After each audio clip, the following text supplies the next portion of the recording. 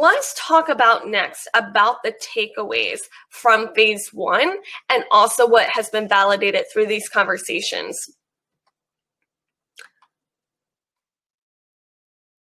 Exhibitors and sponsors, they're really looking for quality leads. They're looking to meet other decision makers. That's really a very high level, a main consideration. They really want content to be relevant and to meet the leads and to meet prospects and to meet other thought leaders, and events are in place to do that. So in the B2B space and how these decision makers are getting introduced, they're not necessarily driving people to a digital funnel or to their website and then converting them. They get introduced to other thought leaders and other quality prospects that are ready to hear about their offerings at these events. And so that is still a need. It's just in a virtual space. Dynamic presentations, right? So this is a conversation as well that you can have an amazing speaker, whether it be a keynote, a presentation, and how is that content being redelivered in a way that is online? And so also working these conferences, working these summits, are they on demand? Are they live? We're live right now. We are right here, right now, live. But in some cases, having an on-demand option, you can actually go back and do post edits. You can have other sort of underlying features to make that content more dynamic. One central location to then access the content. So different from in person, where you go to breakout session and you gather your swag bag and you put all the flyers and you put all the content, and then they email you a slide deck and then they can follow up with the resources, right? We're digital. And if we're going virtual and hybrid, the expectation and what they're then asking for is an easy way to access that really in a resource library. Many people aren't necessarily able to stop what they're doing for half a day or several hours at a time. So they may not necessarily be able to jump in live or right when that session goes. And so they want to be able to have that sort of capability to go back, either watch it. And this is also a great upsell opportunity where I'm seeing perhaps a free opportunity for live. If you miss it, you miss it. Just like if you miss it in person, where then a great way to engage or have some sort of VIP opportunity is to say, hey, we're going to take all of this content in one easy platform. That way you can access it at your convenience. Rather than if you have, for instance, this event that I'm working has over 90 sessions. So 90 sessions of separate decks and follow-up and resources. We have the capability, we have the features that we can put all of this amazing content into an easy, user-friendly experience. They're asking for more than logistics. Sponsors and exhibitors, and this is really my voice in the industry, when they are committing to invest into some sort of sponsorship exhibitor, and they're contributing towards that campaign, towards that event, there's a lot that goes on, those deliverables, and what sort of content should they be doing? And beyond the logistics of just getting the content to the event, but how can they integrate what they're already doing? So having these conversations, they're not looking for a new campaign. They are not looking to create a new commercial or create a new presentation. How can they repurpose that in a strategic way? And that's also where I come in to say, hey, here's the project management, here are deadlines, here's the clear expectations, but with that, what's working for you already? And how can we integrate that and think of the event as a distribution, as a way to get their message that's already working into a new audience, not reinventing the wheel. And so asking those questions up front, saying, hey, what are you doing? What is working for you? And let's repurpose that into a strategic way. Also, I'll hit on Now that we have the registrations and we have ways to gather insights before the event even begins, and this is going back to, this has nothing to do with pandemic or COVID. It's just a heightened feature that we're now taking advantage. During the time of registration, what can we be asking so that we can tweak that content, again, in a strategic way? And I'll give an example. For this conference, it is consisted of higher education, a lot of decision makers with colleges and institutions. And through the registration, we're able to see that 37% of the audience, they are ready to scale out their programs. They're not just getting started. They are not in a position that they're changing their programs. And so we can go back to these presenters and back to these sponsors and say, hey, let's strategically look at the content and with intention, which leads into the next component.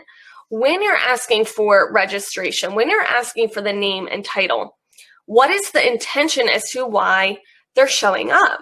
And so that plays in to how can we then strategically create our content and our strategy so that it's serving that 37% of the audience is ready to scale out. And so if they know that information up front, because we have the insights, we can do that. And we can share that so that their content is more relevant to the audience they're speaking to, rather than if we found out that the audience was just getting started or just about ready to test the waters. You may strategically want to change that content to be relevant. Are they showing up for shopping purposes? Are they in a position to purchase services that our vendors and sponsors are offering? Or are they just kind of figuring out what's out there? So having that, not just their name, their title, but asking why they're attending the event. And I'll throw this out here. One of many reasons why I love events is because of that intention. I speak on this, why events are so powerful and so effective is because other than other marketing tactics or other ways to impact your audience, we can ask that question. You don't get on Facebook to scroll through the ads, and you don't jump on Netflix to wait for the commercials, and you don't listen to Pandora to wait for the advertisements in between your songs. But you show up to events with intention. You're showing up there. You're not being disrupted if we know why the audience is attending in the first place. That in itself can be so effective. And those sponsors and exhibitors, they want this information so that they can be relevant to the audience. Networking connections, that is a given. That's no different than in person, but the tactics and the platforms, how we do that. How are we doing that? And what does that look like? And that's where there's different platforms, and the ease, the user-friendly, doesn't integrate very nicely to the platforms. Some of them are asking for a virtual reality. So there are some of these platforms where it's avatar-based, and you can literally kind of engage and enact, and you can become this avatar, where some is very important because of the thought leadership to see the face-to-face. So depending on the layout, depending on the purpose. And then, of course, tracking, targeting, and segmentation. We have this information virtually. They're asking for it. How are we doing? Who's in the chat? I am moving along here. All right. So that's what they're asking for. A few other points here and how you can find this out is asking those potential sponsors, exhibitors, what are your objectives? You'll be surprised. Not every sponsor or exhibitor has something to sell. They may have a new product coming out that they're in beta, they're doing market research, they want to test it out, they want to be affiliated with the event. The organizer may have a certain level of credibility and they want to be associated so that they are heard, so that you can cut through the noise. So figuring out those objectives. Now, this is what they want. This is what they expect. As far as if the organizer is trying to attract and convert and retain, keeping these in mind, and this is coming straight from decision makers, which we'll dive into next as well, is the clear communication. This is probably the number one feedback venting session. As I'm having these conversations, they share, oh, I'm so sorry for the venting, the communication. And that goes, is it too much, too little, too much back and forth, bombardment of your emails? Are you getting hit up by text message and email? And how are those deadlines and the communication, how is that being handled? That is the number one feedback that I'm getting, that they already have stuff going on. They already have their responsibilities. So to keep that in mind. And then also things like making sure that their bios, their headshots, their sessions, all of that logistically is ready to go. Again, no different than in person, but to keep that in mind, that it is all correct. And that happens, it does, but to double checks and balances that you have the right headshot to the right person, to the right session with the right title. That's very important, and that way if they can share and promote the event, that they can do so. All right, how we doing? How we doing? All right, so that's what they want. Great, Michelle gave some great insight, but how do we do that, right? I can give you all the information that's coming out of these conversations.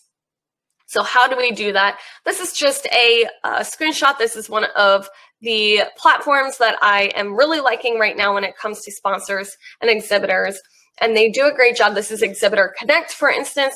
It is a plugin, and you have the option to customize the call to action. What is it that we want to do? If we can ask them, hey, not only how are you attracting and connecting with your audience, but how can we continue that conversation? So finding the right platforms and the right tactics that align by asking those questions. So again, that can be in another conversation. I'm more than happy to steer in the right direction because there's so many platforms. Asking what those objectives are and then aligning what it is that they want to do with the right platforms that are able to then be integrated with your events. Great. So we have a few minutes here, and I want to emphasize, who are these sponsors? Who are these exhibitors? Now that we know what they're asking for, they don't walk into the office every day and acknowledge themselves as event sponsors, as event exhibitors. That's no different than in person as well. Who we're looking to talk to are the decision makers from the beginning of the presentation of who decides where those dollars and allocation is going. And so what's happening in the conversations is, hey, would you like to support my event? Would you like to sponsor my event? Their very first thing is, we don't have an event budget this year. We're not allocating towards event and travel.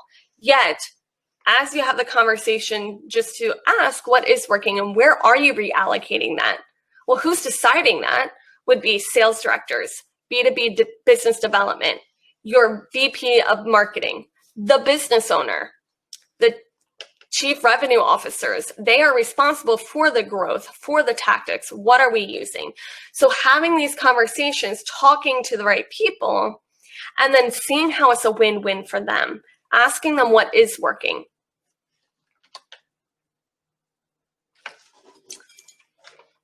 So little hindsight, I'm not going to spend too much on this, but how do I know this? Where did this come from?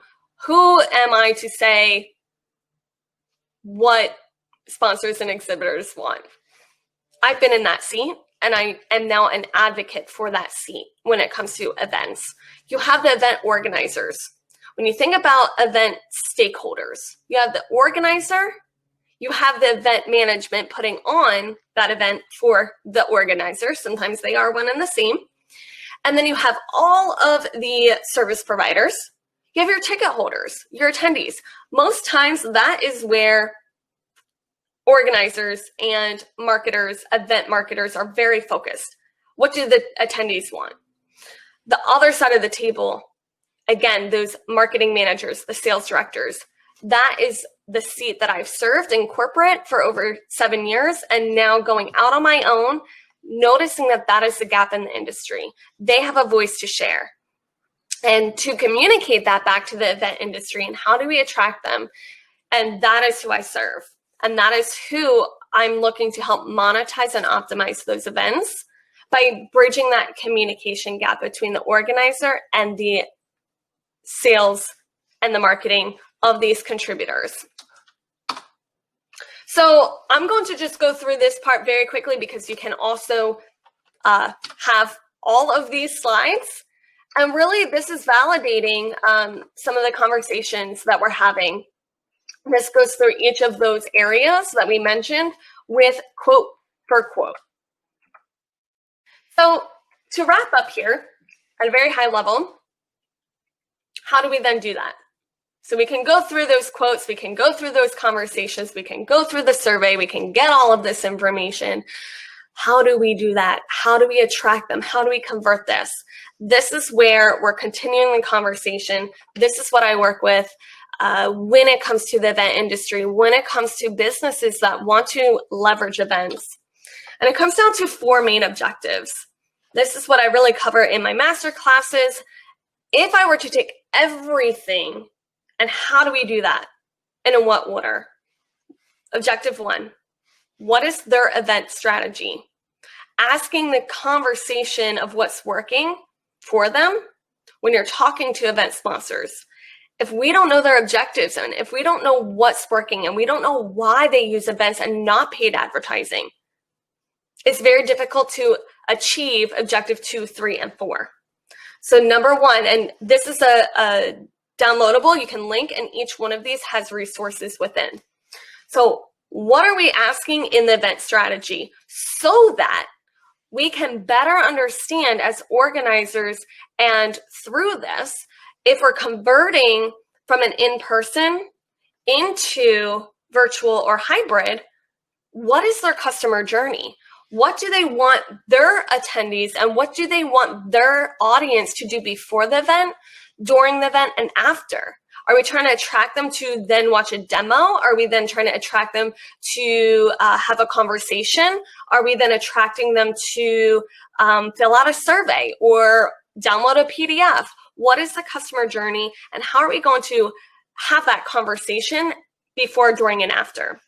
So objective number 2 is then to understand the exhibitor and the sponsorship customer journey, so that we can then fill in those tactics and fill out the sponsorship ways to make that happen. So the number 3 is, now that we know the customer journey of where they're trying to get to, what does that look like in the platforms? Logistically, how do we make that happen?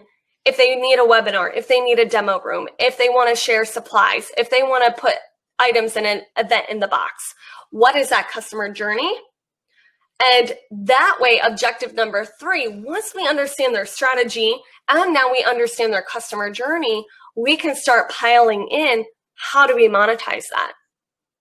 And what platforms are needed to make that happen? And then finally, which is also in here, I call what I call the prioritize to optimize. So now that we have that structure, and again, we can go through what are those tactics that work, now we can start to optimize. And that's really having those conversations of their event strategy, the logistics, the outreach, their nurturing, their sales, and their metrics. So that is where having those 4 outlined, and this is where we can continue the conversation if this strikes a chord. If you're saying, Michelle, tell me more how this works and what goes into each of these objectives, that's where we can jump on a strategy call. The process is the same. Execution for every event, for every sponsor, for every opportunity is going to be different, but I do follow the same process. So with that said, in wrapping up here, and thank you so much for joining. I see that we have a few people on here as well, jumping in, jumping out. And so this is part of the slide as well. What does that look like? This is from last year in person. By going through those 4 steps, we converted it into a virtual before, during, and after. So this is also part of the slide deck and some additional resources. So with that said, we are right on the money, right on the time here. And I will absolutely share these resources. I would very much invite and encourage to participate in the survey as well. And that way you can stay engaged, be a part of the survey, voice whether you're an organizer or one of these sales and marketing teams, what is relevant right now. And I'm more than happy to share those resources. This is an ongoing case study, and glad that we could be here today and share those insights.